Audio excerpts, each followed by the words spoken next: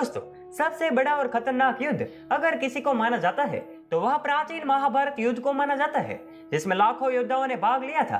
कहा जाता है कि इस युद्ध में ऐसे शक्तिशाली योद्धाओं ने भाग लिया था जो अपराजित थे, और यहाँ तक कि इन योद्धाओं के पास ऐसे ऐसे शक्तिशाली और खतरनाक अस्त्र शस्त्र थे जिसके कारण पूरी पृथ्वी नष्ट भी हो सकती थी। परंतु क्या आप लोग जानते हैं कि महाभारत काल के 5 सबसे शक्तिशाली योद्धा कौन थे? यदि नहीं तो परेशान न हो और हमारे वायरल वीडियो के इस फैक्ट को अंत तक जरूर देखें। अभिमन्यु अर्जुन का पुत्र था। जब वह अपनी मां सुभद्रा के गर्भ में थे तब उन्होंने चक्रव्यूह में प्रवेश करने की रणनीतियों के बारे में सुना था। पांडवों के खेमे में अर्जुन एकमात्र ऐसा योद्धा था जो चक्रव्यूह संरचना को तोड़ना जानता था, लेकिन वह तो युद्ध के मैदान के दूसरी तरफ लड़ने में व्यस्त थे। इसी बात का फायदा उठाकर युद्ध के मैदान में पांडवों को परास्त करने के लिए द्रोणाचार्य ने चक्रव्यूह संरचना रचाई। अभिमन्यु को चक्रव्यूह रचना में प्रवेश करने का रहस्य पता था, लेकिन यह नहीं पता था कि इससे बाहर कैसे निकलना है।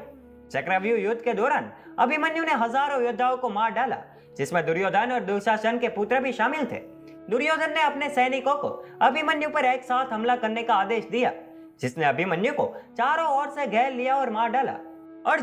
अर्जुन पांडव भाइयों में तीसरे नंबर पर है और पांडव पक्ष के सबसे महान योद्धा भी। कहा जाता है कि तीरंदाजी में उनके पास सबसे बड़ी दृष्टि, सबसे भयंकर चाल और अचूक निशाना था। जब कृष्ण ने अर्जुन और दुर्योधन से कहा कि वह एक तरफ नारायणी सेना देंगे और दूसरी तरफ खुद को गैर लड़ाकू के रूप में देंगे, तब अर्जुन ने अकेले निहत्थे कृष्ण को चुना। बाद में अर्जुन ने कृष्ण से अपना सारथी बनने का अनुरोध किया और कृष्ण अर्जुन के घनिष्ठ मित्र होने के नाते पूरी तरह सहमत हुए। महाभारत युद्ध में अर्जुन कई सारे शक्तिशाली अस्त्र और शस्त्र से संपन्न थे, जिसके चलते अर्जुन ने कौरव पक्ष के सबसे महान योद्धाओं भीष्म और कर्ण सहित कौरव सेना के कई सैनिकों को मार डाला। द्रोणाचार्य एक ऐसे योद्धा थे जिन्होंने कौरव और पांडव दोनों को युद्ध की शिक्षा दी थी। द्रोणाचार्य इस प्रकार के योद्धा माने जाते थे जिनके पास नारायणास्त्र और ब्रह्मास्त्र जैसे शक्तिशाली अस्त्र और शस्त्र मौजूद थे। परंतु मित्रों, जब धर्म और अधर्म का युद्ध का समय आया तब द्रोणाचार्य ने अधर्म के पक्ष में युद्ध लड़ना स्वीकार किया, क्योंकि यह उनकी मजबूरी थी।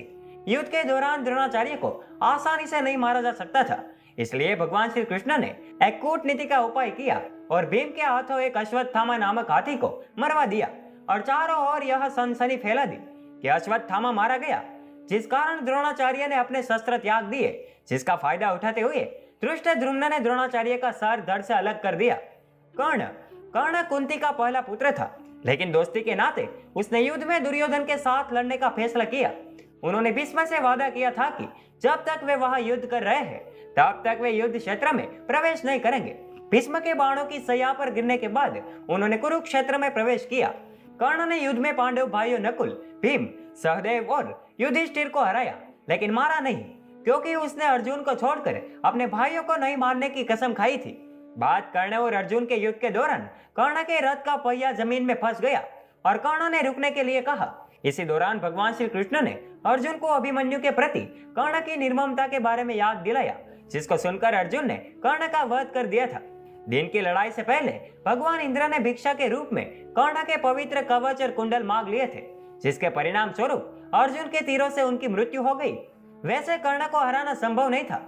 भीष्म महाभारत काल के भीष्म पितामह सबसे शक्तिशाली और महान योद्धा थे। मित्रों, भीष्म पितामह के पास इच्छा मृत्यु का वरदान था। भीष्म पितामह एक ऐसे योद्धा थे जिनके पास कई शक्तिशाली अस्त्र और शस्त्र थे और उनका महाभारत के युद्ध में हरा पाना असंभव था। भीष्म पितामह ने अपने गुरु परशुराम को भी युद्ध में हरा दिया था। युद्ध के समय भीष्म पितामह ने पूरे 10 दिन तक पांडवों की सेना का सर्वनाश किया। तब सभी पांडवों को लगा कि भीष्म पितामह के रहते वह इस युद्ध को कभी भी जीत नहीं सकते। तत्पश्चात शिखंडी को अर्जुन के रथ पर खड़ा कर दिया, जिस कारण भीष्म पितामह ने अपने शस्त्र को त्याग दिए और इसका फायदा उठाते हुए अर्जुन ने भीष्म पितामह के शरीर को अपने बाणों से भेद दिया। तो दोस्तों, महाभारत के युद्ध के सबसे शक्तिशाली योद्धाओं के बारे में जानकर आपको कैसा लगा, हमें कमेंट करके जरूर बताइए। और दोस्तों, अगर आपको ये वीडियो पसंद आया हो तो इस वीडियो को शेयर करो, लाइक करो और ऐसे ही मजेदार वीडियो को देखने के लिए हमारे फेसबुक पेज को फॉलो जरूर कीजिए और हमारे यूट्यूब चैनल को सब्सक्राइब करके बेल आइकन दबाना मत भूलें। धन्यवाद।